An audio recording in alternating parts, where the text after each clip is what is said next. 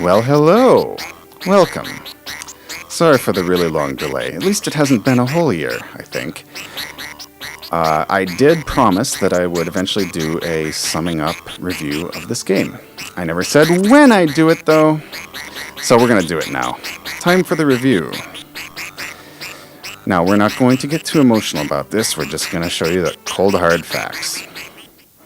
Well, with Suikoden, the elephant in the room is the large roster of characters. There's 108 of them, and it's your job to recruit as many as you can. I have to say that I was skeptical of this when I first heard about the fact that this game has this many characters. I was thinking about Chrono Cross, a game which I think had about 40 characters, and it was way too many for that game. There was always a small number of characters that you used all the time, and new characters would join you just for the hell of it, even if there was no good reason for them to join you at all. Even characters that were completely useless in pretty much every regard. So at some point you just stopped caring about new characters and just kept sticking with the same party all the time. And there were so many, it was pretty impossible to know all the ins and outs of them. That's kind of true here with the fighter characters. However, I felt that this game did the large character roster much better than Chrono Cross simply because they're not all fighters. Some of them manage the castle instead of participating in battles. I thought that was cool. Some of them, like one of them owns the inn that you can rest in, some of them are shopkeepers, one of them has that sauna thing, and some of them just like pretty up the place. One guy paints, the other character sings. I like that. It actually provided a lot of color to the home base area and made it kind of fun to go back there after you'd recruited some characters to see what had changed. And sometimes when you got enough of them too, the layout of the castle would change itself. And I found that fun. I enjoyed that a lot. So, one sitar noise for the large cast of characters. Another sitar noise for the fact that this large-scale battle system justifies the large roster of characters somewhat. I always kind of wish that things like this would happen in games like the Final Fantasy series, where you often had a pretty large number of characters, but most of them would just be sitting on the sidelines all the time. You'd have like 3 characters, and even if this was like a super critical battle for the future of humanity or something, the rest of them would just be sitting there. And if your 3 guys went down, the other guys would just, one would imagine, throw their hands up in the air and go, oh well, I guess the world is destroyed now. With the large-scale battle system, I felt that the large roster of characters actually had a good purpose, because we actually did fight with the entire army sometimes. And the size of the army reflected the size of the, at least as far as I could tell, it seemed like it affected the number of soldiers we had in the large battles. So that was a nice feature. As for characterization, as you'd probably expect with such a large character roster, there was a few of the characters that were characterized well, and a lot of them that were just kind of barely there. For example, like that guy who customizes window settings, his name was just Window. There were also a bunch of characters that were basically glorified fetch quests. Like, I still don't know what the heck was going on with that woman who just did the laundry. And she even had a spot on the please wait screen, but she never seemed to serve any purpose other than just to be recruited and fill out the 108. So, yes, we get a quack for some of the characters. There were also some characters that hint at stories that we never get, which I thought was a little bit strange. They seemed to imply that they had some kind of deep backstory, and I kept expecting that it would eventually come up, but it just never did. There were some characters that were missable for stupid reasons. Particularly, I'm thinking of that Master Blacksmith character. You had to recruit every single other blacksmith in your party to get him, which itself is a little silly. You'd think one of those blacksmiths could speak for the rest. But no, you have to have them all in your party, which is a problem because there are very few points in the story where you actually can stick them in the party, not because of any limitation that makes sense in universe, but basically because usually you had a few characters that were forced into your party and you only had so many free slots. There's no in-universe reason that couldn't be circumvented, so it breaks the suspension of disbelief a little bit, and I have to give that a quack. There were also a few characters that really pissed me off, like that thief guy, and especially the tea guy who tried to poison and kill my characters. I'm sorry, I don't forget things like that. Although, arguably, it might be that the game was supposed to piss you off with those characters, because they seem to be pretty irritating. On the whole, though, like I said, was rather surprised by how much I enjoyed the large cast of this game. And I think it was a very unique feature that really sets it apart from most RPGs out there. So, big sitar noise for that. The gameplay. I found the gameplay to be generally good. The controls for walking around are a bit awkward, so there's a quack for those. The main thing that's needed, and I hope it was added in the sequels, was diagonal movement. If you hold the diagonal direction on the controllers, you get one of the two cardinal directions, because the only directions that your character can walk are in the four cardinal directions, so the diagonal between two of those, it's just going to pick one of them randomly. And if you look at my gameplays, you'll see a lot of times where I was kind of accidentally bumping into walls and stuff when I was trying to walk around. I really hope they fix that, because that was a little bit hard to work with. The combat system, oh man, I don't even know how to respond to that. Go away, Valeria. That's great. Okay, so the combat system had some features that I really enjoyed, however. Big, strong sitar noise to the 6 characters at once. I really like that, and I don't know why so few RPGs have large number of characters you can bring to battle at once. Many of the Final Fantasies, for example, restrict you to either 3 or 4. I think that having 6 is nice because it gives you a lot more flexibility to experiment with your party. If you have a character you don't know what about and you'd like to try them, you don't have to replace one of your 3 mainstays and accidentally make your party really weak if that character doesn't work out. Also, if you have a character who has kind of a niche ability, like that elf that makes you run faster on the world map, it's not such a huge sacrifice to put him in your party when someone who deals more damage could have been there. So I do like that we have 6 characters. It makes the game a lot more fun to me. So strong sitar noise for that. However, we get a quack for random battles. I was disappointed to see that we had them, not terribly surprised because most Japanese RPGs of this time period do the random battles. I don't know why, because games like Chrono Cross and Super Mario RPG, Chrono Trigger before it, and also Lufia 2 all had enemies that you could see before you fought them. And I always thought that was a much better system and much more fun. I don't know why RPGs continued after these games came out to still have the random battles. You might think it's some kind of patent issue on the part of Squaresoft, but I don't think that's true because Lufia 2 was not made by Squaresoft, and also Squaresoft continued to produce Final Fantasy games with random battles in them.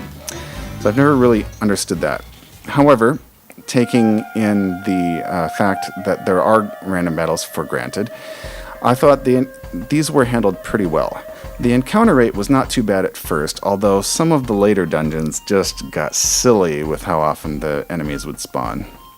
But most of the game, it was not too bad. Big sitar noise for several features. One of them was the simultaneous attacks. I really liked the way that if you had a character who's a melee fighter and you had a character that's an archer and they were both attacking the same enemy, they would attack him at the same time, which made the battles go by much faster and made things move much more smoothly. You're a lot less sitting there waiting for your attacks to go off. I also enjoyed the free will button when you're up against an enemy character that's not really a threat and you just want to get it over with, and just push that and let the characters handle it. Liked that a lot. The magic system was a little bit of a mixed bag. so I'm not sure which sound effect to give it. It was unique, I thought. Instead of being MP based, you had a fixed number of uses of each spell, and the only way to get them back was to rest at an inn. Unless there was some sort of restorative item that I never found or figured out what it did or something. But it seemed to me like the only way to regenerate any of those spells was to rest. This I found discouraged using magic against riffraff monsters, because you wanted to save it for the boss.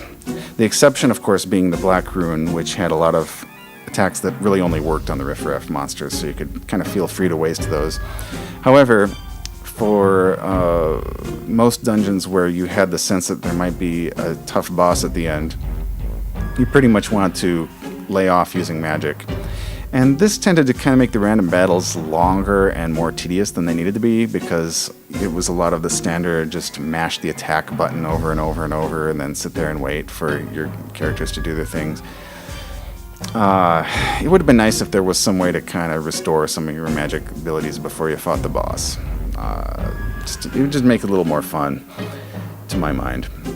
However, I do have to give this game credit for doing something different from what most games do. The designers of this game seem to have really been trying to go for innovation, and I do respect that.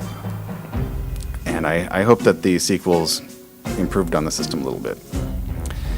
As I said before, I really liked the large-scale battle system.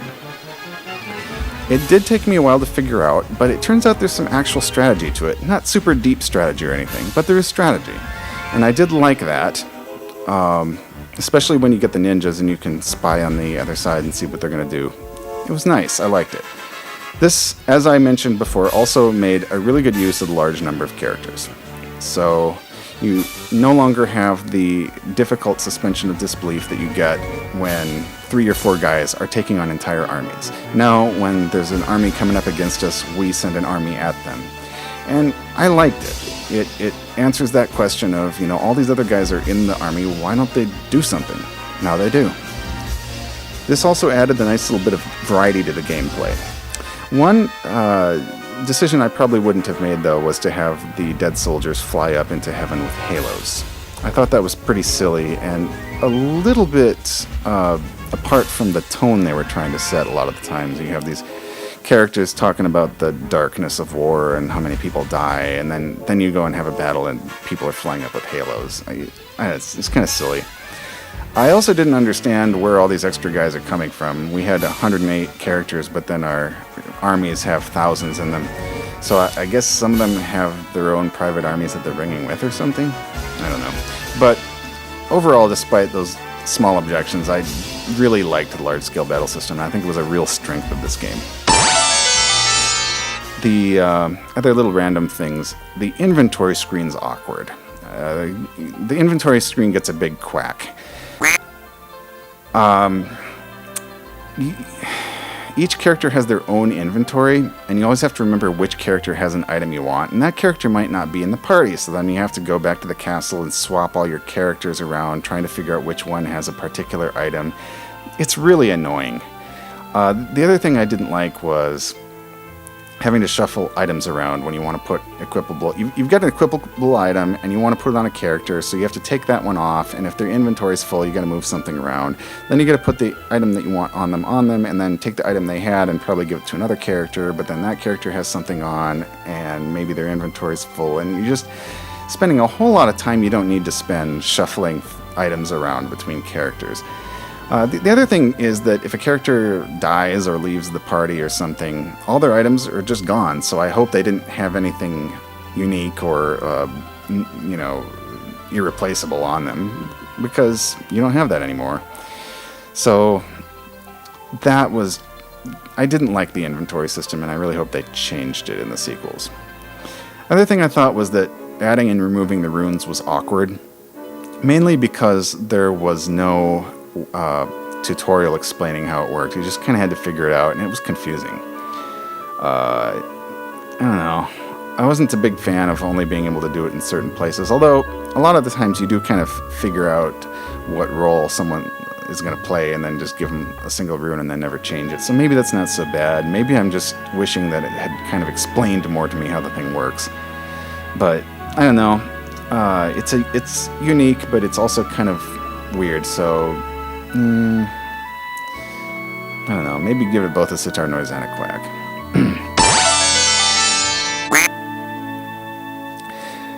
Also, I thought needing a special item just to run was really annoying. Yeah, I know Final Fantasy VI did that.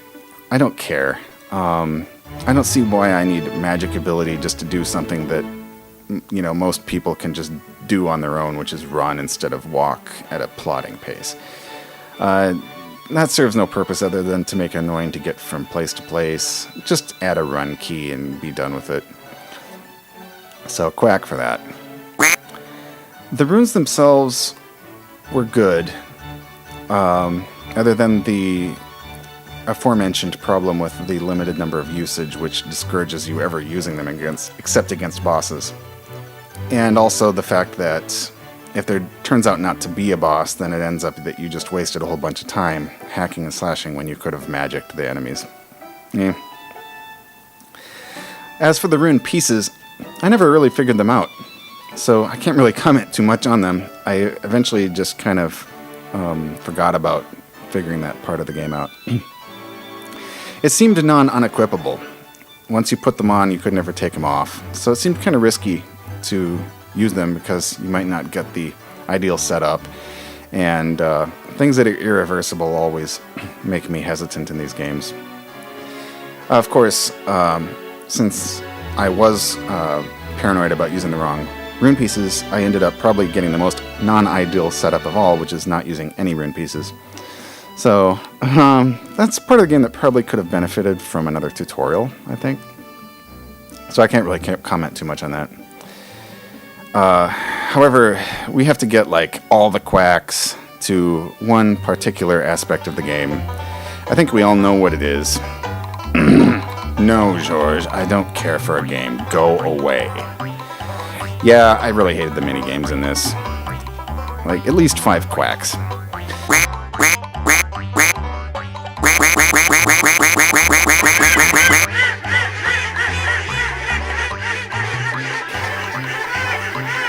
Some of the some RPGs out there are really impressive in terms of the variety and creativity of the minigames they offer. I would say Super Mario RPG would be one of those. It had all kinds of minigames, and they were always really kind of fun, and they always seemed just perfect for the point of the game in which they appeared.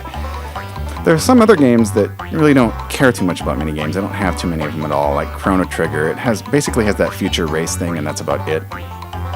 But the game itself is nice enough that you don't really care. And then there's this. I don't really know what to say. Every minigame that showed up in this game was just... It's almost as if they were deliberately trying to make the most irritating minigame they could possibly come up with. Basically, some game designers are really good at minigames, and some of them aren't. This game isn't. Now, the music. I liked the music. I'm not going to go say this is the best music I've ever heard, but I liked it. I think it served its purpose very well. I really enjoyed the fact that so many of the tracks have modal harmony, which I have kind of a little weakness for modal harmony, so I really enjoyed that. Probably my favorite was the dramatic music that plays before the battles.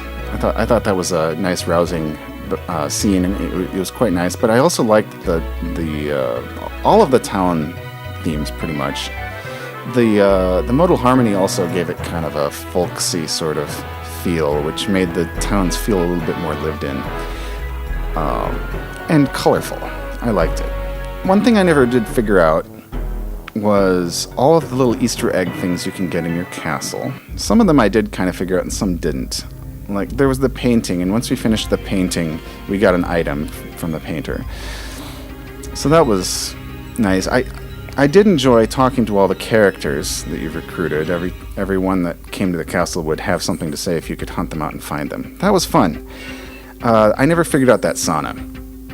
That sauna was weird. I'm sure it served some purpose when I put those artifacts in the sauna, but I couldn't figure out what.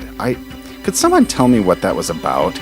If I like found the perfect setup of artifacts to put in the sauna, would I have got something? Would something have happened? Would something have helped me? Or was it all purely cosmetic?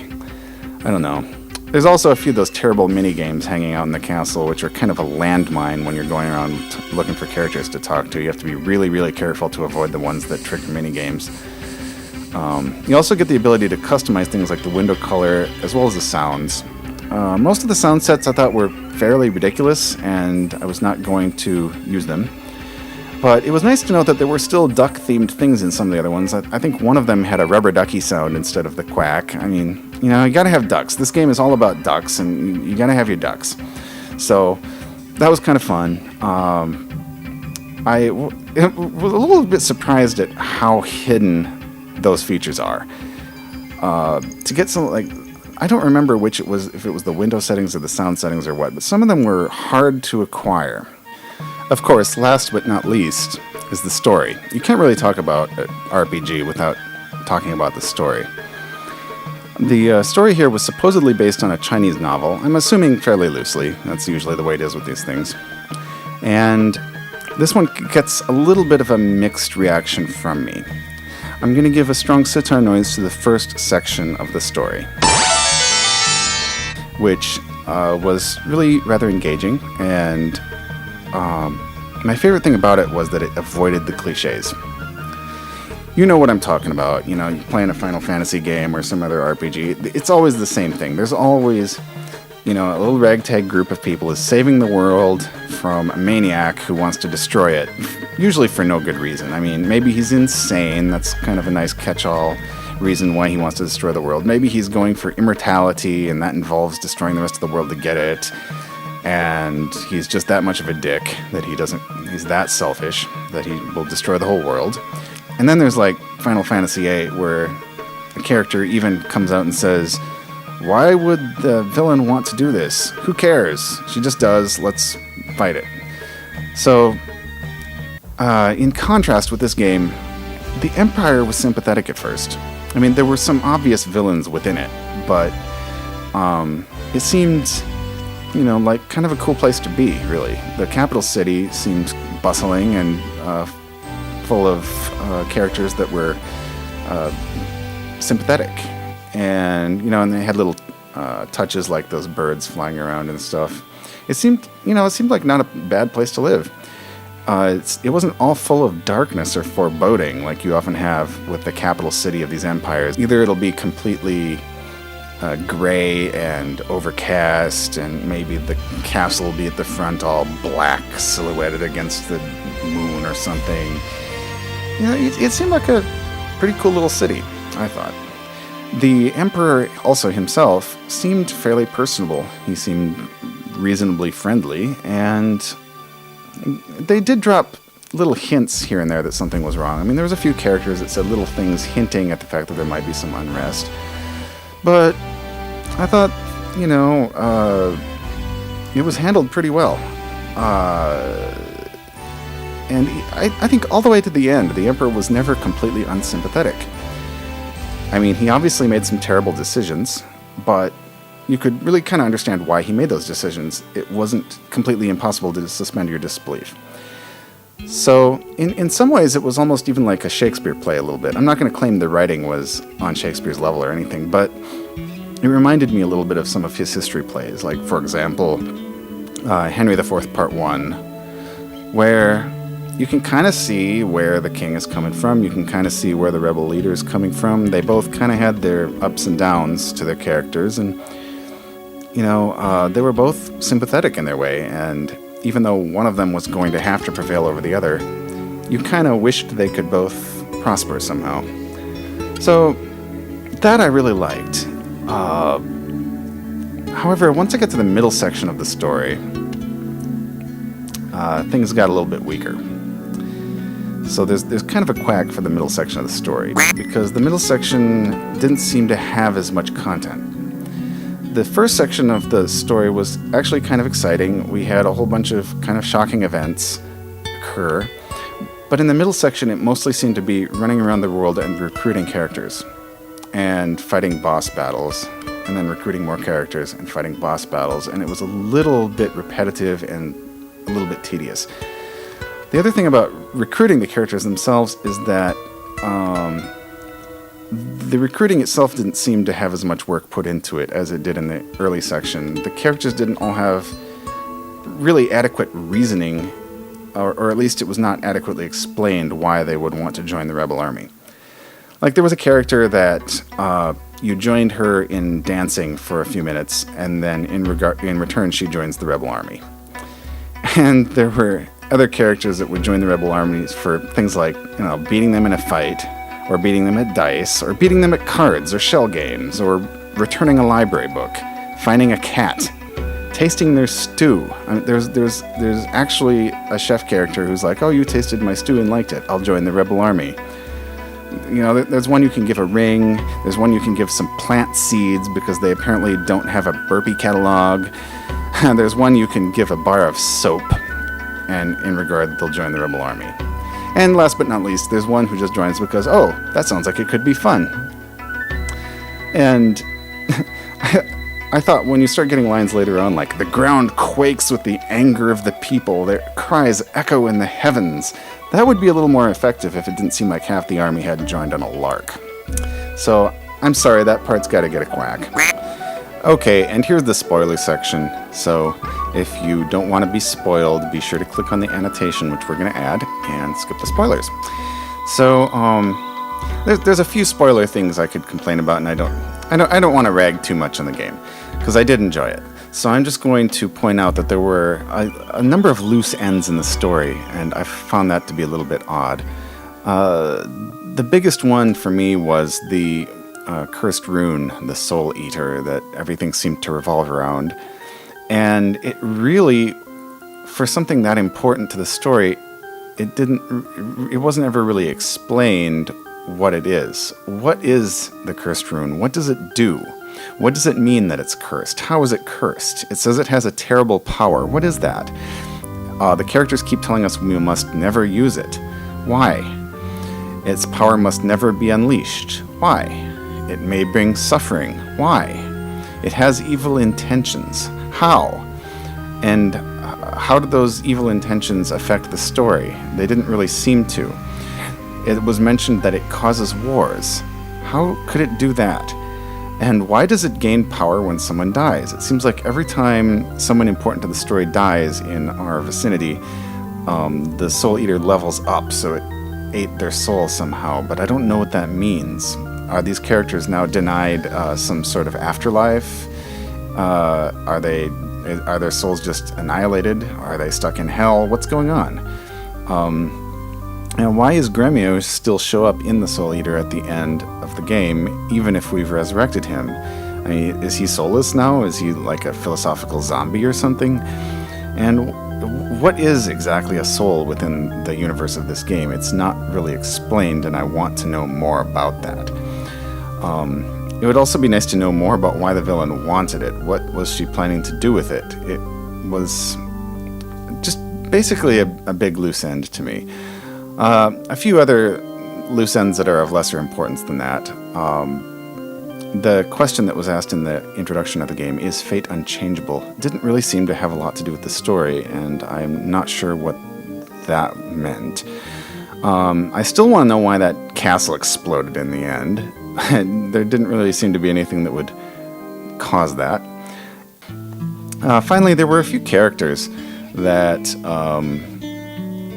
seemed to have backstories that were never given. I'm thinking particularly of the Lorelei. You know, she has quotes like, "My journey doesn't end here. Its purpose is to ... Forget it. No use explaining it. There was a character called Pesmerga who had a big vendetta against someone named Uber, who also didn't seem to appear much.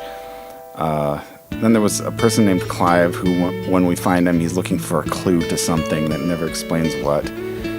I'm hoping that all these very vaguely defined character stories are some kind of setup for the sequel. I do understand that we'll see these characters again, so hopefully that's what it's about. But it was just a little bit strange to see the so many loose ends in the game that never really got a payoff. Kind of strange. Okay, so now we're at the end of the spoiler section, so just to confuse all the people who clicked on the annotation, I'm just going to complain about how it was a little out of place when all of a sudden, after everything had been in a medieval setting, all of a sudden there's spaceships and we're going to the moon, and then Gremio shows up piloting a giant robot. That whole sequence just seemed a little out of place to me, and I don't think it really fit within the character of this game. So, that part of the story is a little of a mixed bag to me. I will say that it picked up a lot in the final act. I would say probably starting around the time travel sequence. I mean, you gotta love a time travel sequence. That sequence was well done, kept my interest, and kind of got me back into the story, I think, a little bit starting there. And it ended pretty well. I did like the way the Emperor remained, kind of sympathetic all the way to the end. He never turned out to be a cackling, blah, ha, ha, ha, evil, I'm gonna destroy the world type thing. No, it was nice. So, overall, I think I enjoyed it. If I had any criticism, I would say to maybe make the middle section a little more fleshed out. But overall, I enjoyed it. I enjoyed this game. I think it was a pretty good game. I haven't quite decided whether I will do another one of these for the sequel, Suikoden 2, yet. I have heard, or at least I've read a lot on the internet saying that people pretty much consider Suikoden 2 to be the kind of where it's at in terms of this series. It's supposed to be the crown jewel of the series, and I've heard quite a lot of praise for it. It's apparently quite good. So, not quite decided whether I'll do it yet. I may make a decision on that soon. In the meantime, I was wondering if any of you had any comments about this series in general. What did you think of the audio levels? Were they appropriate, or was the sound from the game a little bit too low in level? Which I'm starting to think it might have been. Were the videos too long? Did the length of them make it kind of hard to get into them? And here's a big one. Did I spend too much time poking around in the castle? It was fun for me because after you get a few new characters, something always changed in the castle, and it was always kind of fun to hunt around to see what changed. But I don't know if that might have been pretty boring to watch. So, if anyone is watching this, it might be nice to leave me a little note in the comments telling me what you thought of that. If I do another one of these, I was thinking it might be a thing to speed up or add skip annotations for tedious bits like random battles, like wandering around the castle, or running back to the castle to change equipment or swap characters around or something like that. Or anytime I'm aimlessly running around lost. Thought maybe that would be an idea. But you guys can let me know what you think of that. Well, it's about time to set off in search of the true color of freedom. Later, guys.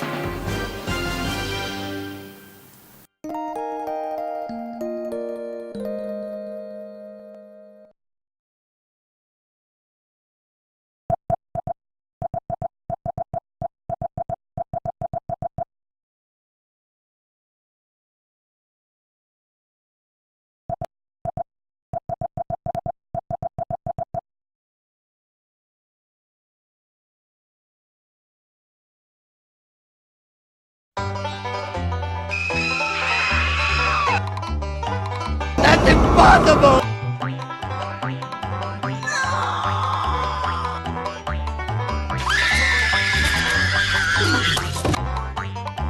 No! God, please, no! No! No! No!